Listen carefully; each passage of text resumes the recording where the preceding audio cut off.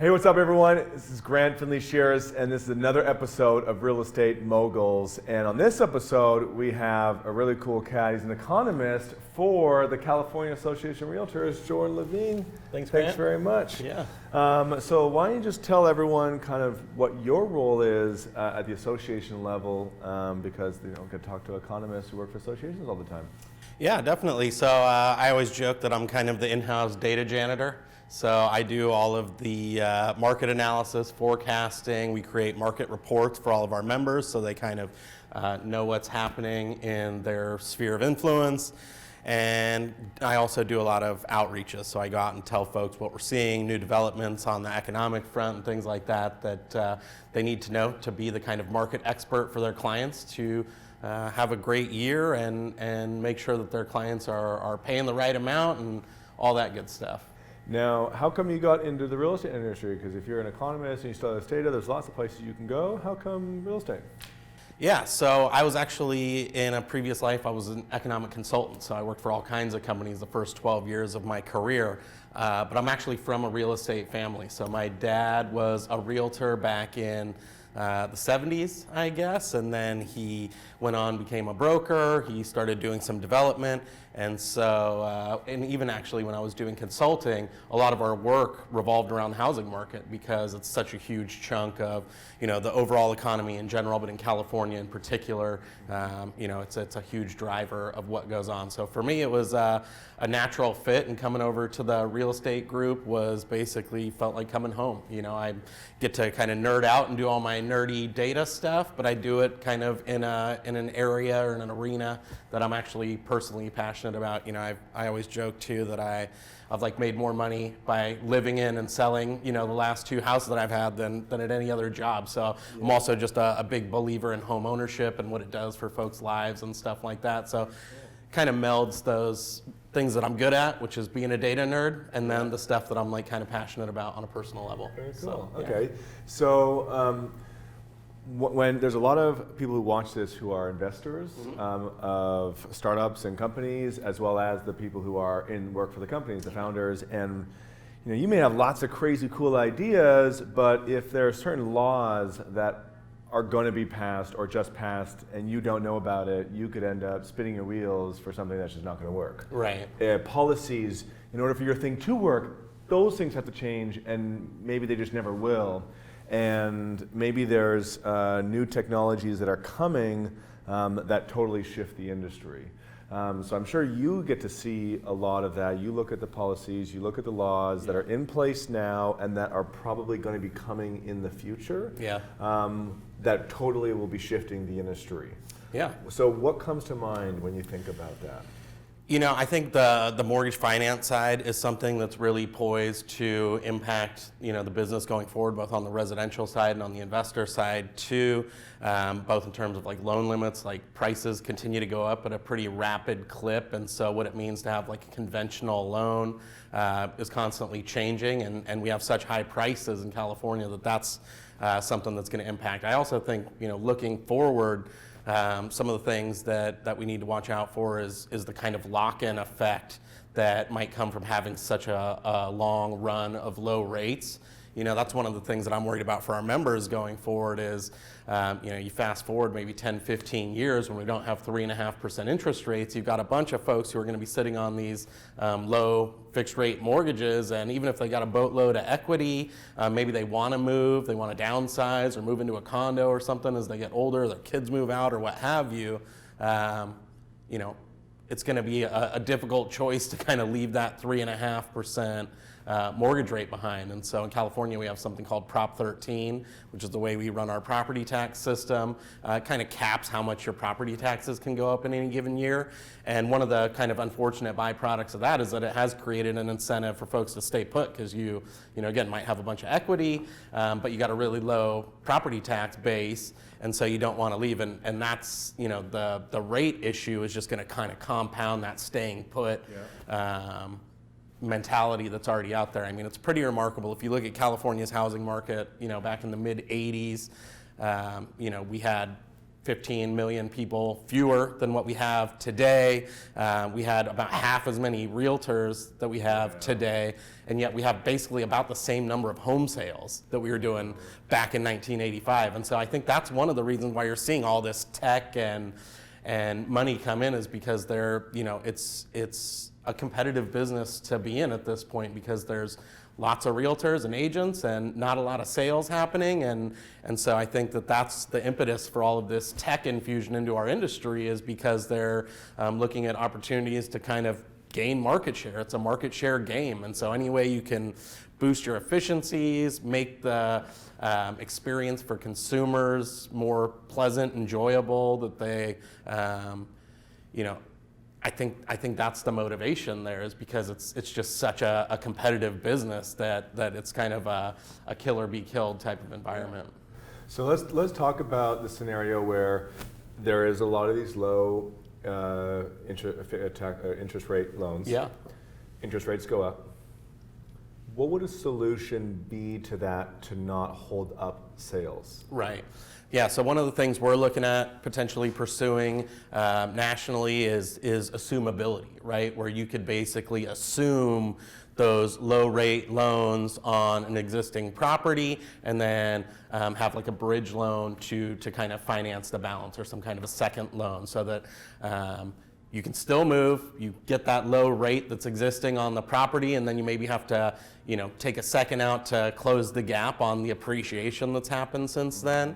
But at least you then somewhat get some of the benefits, and you're not just totally walking away from your low rate loan. You can actually assume the one on your next house, and the person coming in to buy yours can assume that one. Yeah. And so that's something I think that could potentially work. Those houses were vetted for those loans, you know what I mean? And so as long as we're fully documenting folks' incomes, I think that's one innovation that we're looking at, in terms of making it easier to actually assume loans, so you don't have to go out and take out a brand new first loan for the whole thing at a 6% rate. Yeah. Or something like that. Yeah. So that's one of the things. And then I think, as real estate professionals too, we really need to just get folks focused on the long term. I always joke that my dad would brag about his like 12% mortgage rate back in the 80s, and so even at 6%, that's a big hit to people's pocketbooks when you're talking about going from 3.5% to 6%.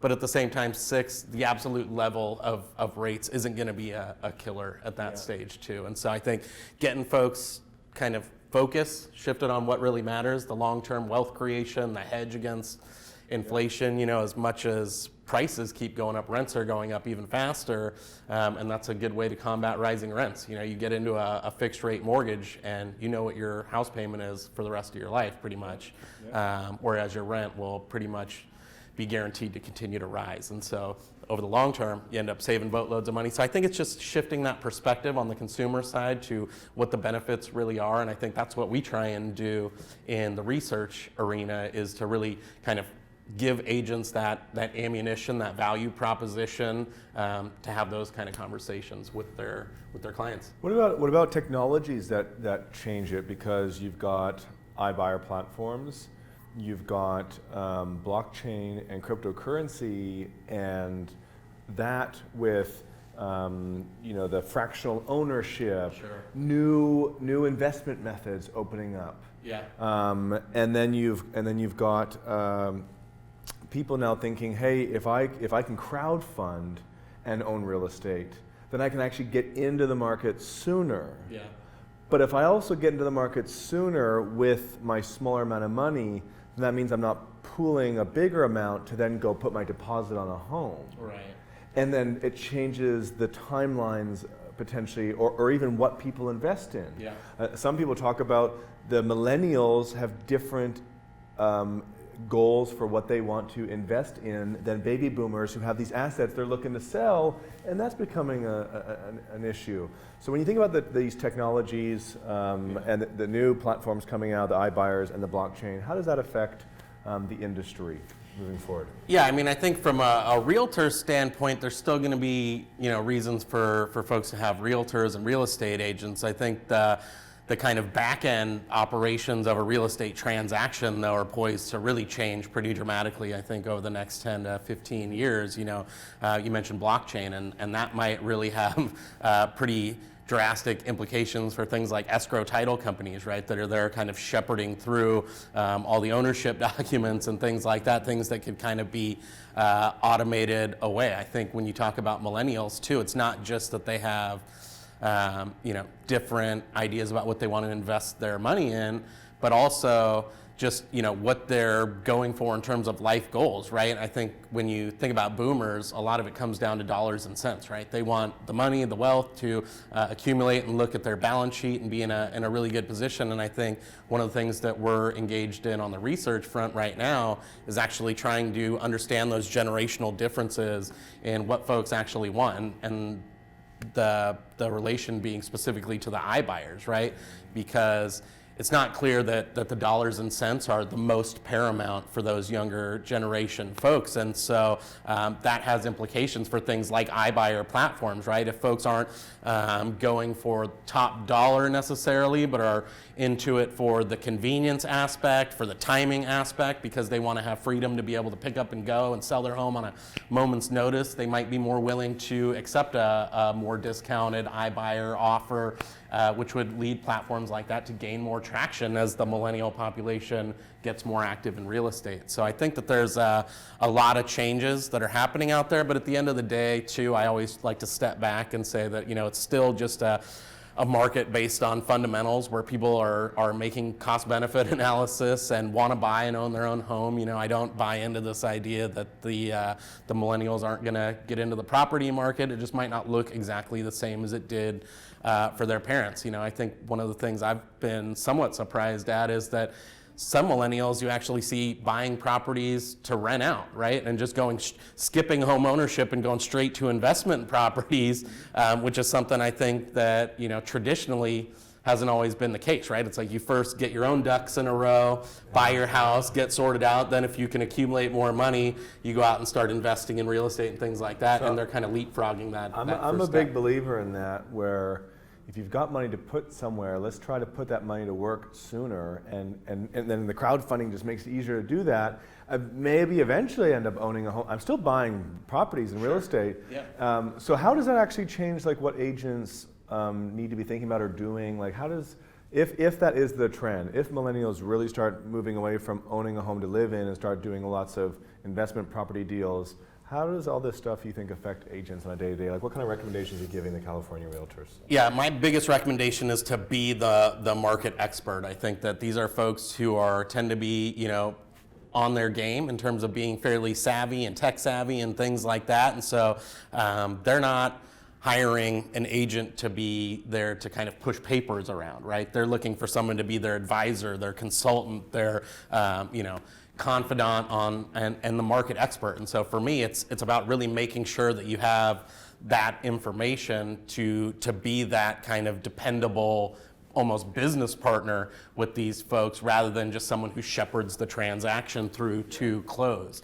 And I think that as the tech scene has evolved so much, and there's so many different business models out there, different brokerage models, ways that folks are doing business, discounters, and all that stuff, I think that, the market's going to go basically two ways, right? Where you've got these kind of high-end consultant, market expert type agents, and then you've got the kind of folks who are just focused on doing the volume and getting the transactions through to close. And I think that's kind of because of the influence of all the technology out there and the evolution of attitudes on the consumer side, that that's the way that we're kind of going, right? Where you're going to kind of have the like I said, the lower costs, faster. Well, one of the things that I was talking to a realtor, because I was wanting to look at investment properties in Whistler.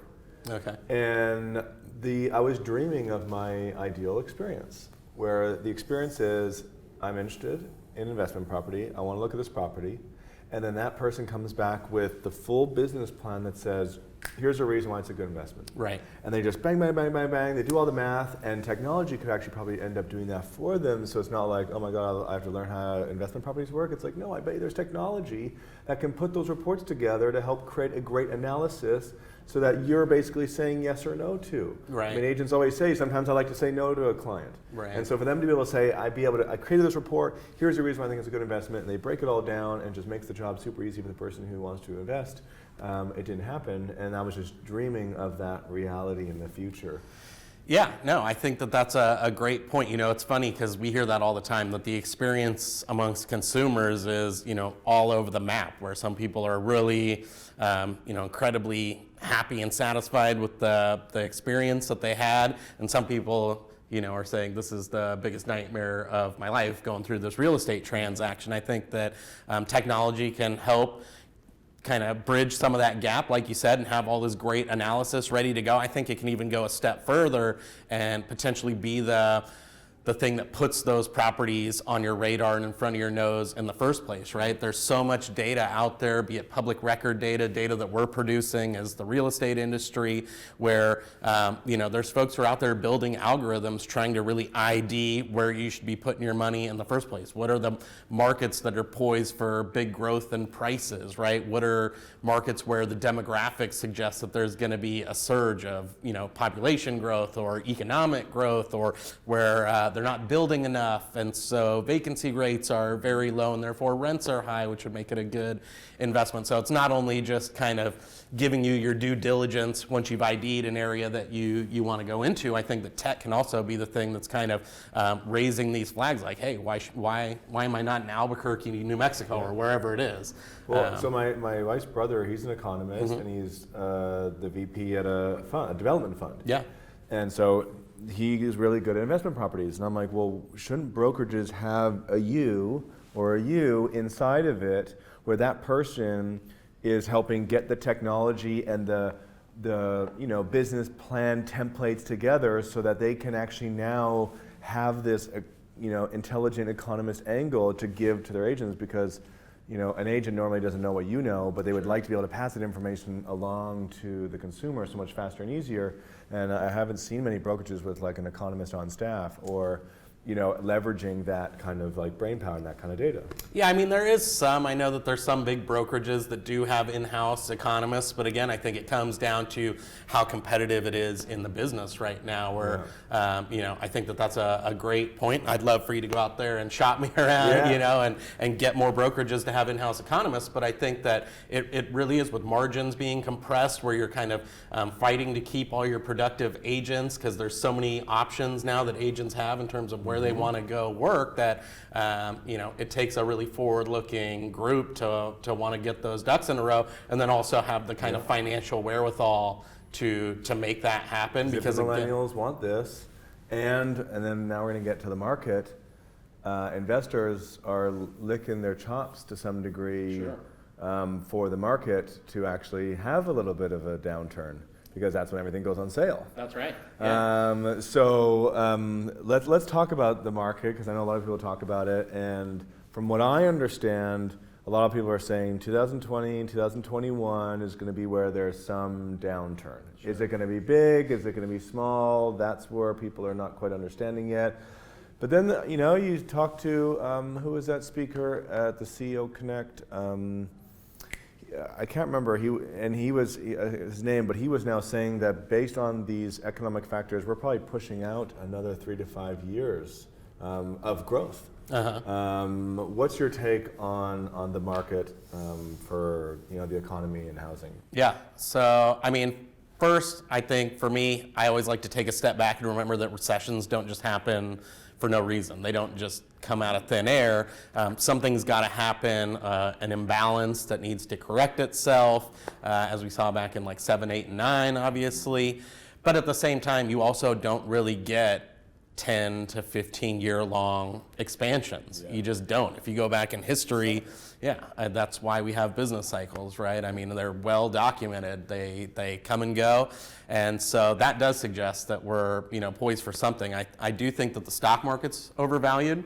I think that the housing market isn't going to be the thing that kind of precipitates the downturn, but would be affected by a recession. But you look at something like the stock market, I think that if you just do like a very basic PE ratio for the whole stock market, you know, it's not necessarily supported by current earnings, right? There's a lot of these big valuations, and profits are in pretty good shape, but they don't justify necessarily the valuations that we're seeing now. And so I think that the housing market's been really strong up until this point because we have like a 50-year low for unemployment. You know, we've got those interest rates that my dad would have killed for back in the day, and that's all good and well, but I think that as these companies wake up and realize that they're not worth as much maybe as they thought they were and have to start cutting jobs, then we've got a bigger demand side issue on the housing market.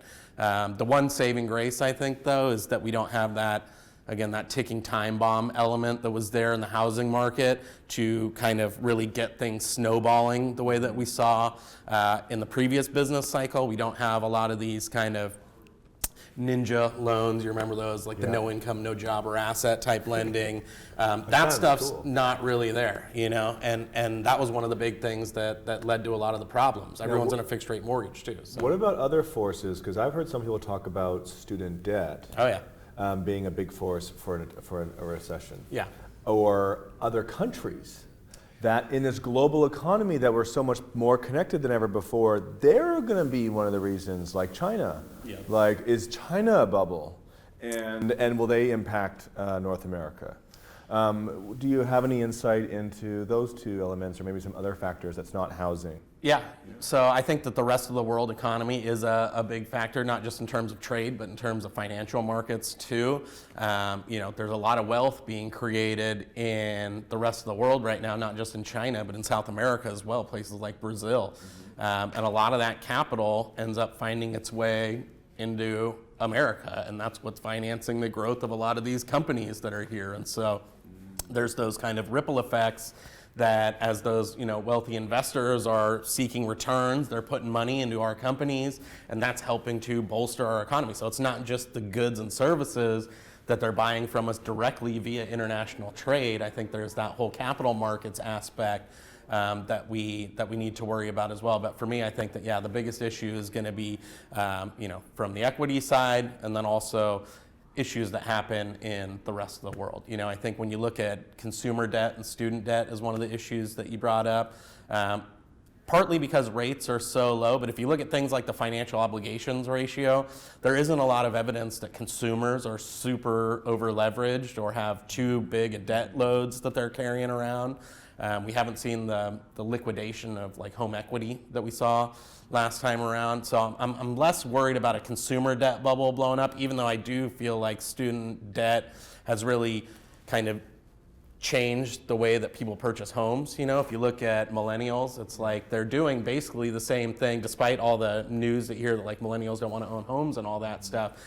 I think that you're finding those same exact patterns that you saw in previous generations, but they're happening about 10 to 15 years later, right? So whereas, you know, folks back in the Gen X and Boomer days were buying homes in their mid to late 20s, you're seeing that happen now in the mid to late 30s. And same thing with marriage, having kids, all that stuff. There's also a great economist named Richard Green from USC, and he talks about a marriage mismatch.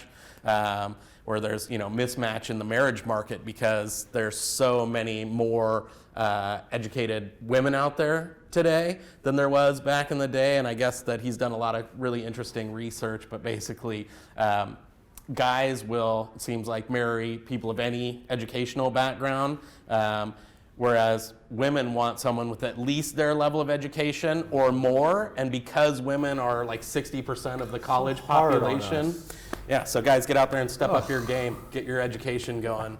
But, you know, that's something too. And so all these things are just kind of pushing off what would have normally happened about 10, 15 years down the road. Want to get chicks, get a book. That's right. Stay in school. Read. How can people stay in touch with you and maybe learn more from you? Yeah, you can go check us out on our website. We've got lots of cool data at car.org. We have our own podcast, so if you want to go nerd out with me on just like current event type stuff, we try and keep that very topical, like, oh, the Fed just raised rates, what does that mean? Or this new law passed, and that's called the Housing Matters Podcast, and you can get that wherever you get your podcasts. And yeah, you can follow us on Facebook and Twitter and all that good stuff. I'm Jordan G. Levine on all those. So Very cool. All right, well, that's it for today's show. As always, subscribe to the YouTube show and the podcast so you can learn more from really smart people in real estate like Jordan. Thanks Grant, so much for thank being you on so the much. show. Yeah, appreciate it.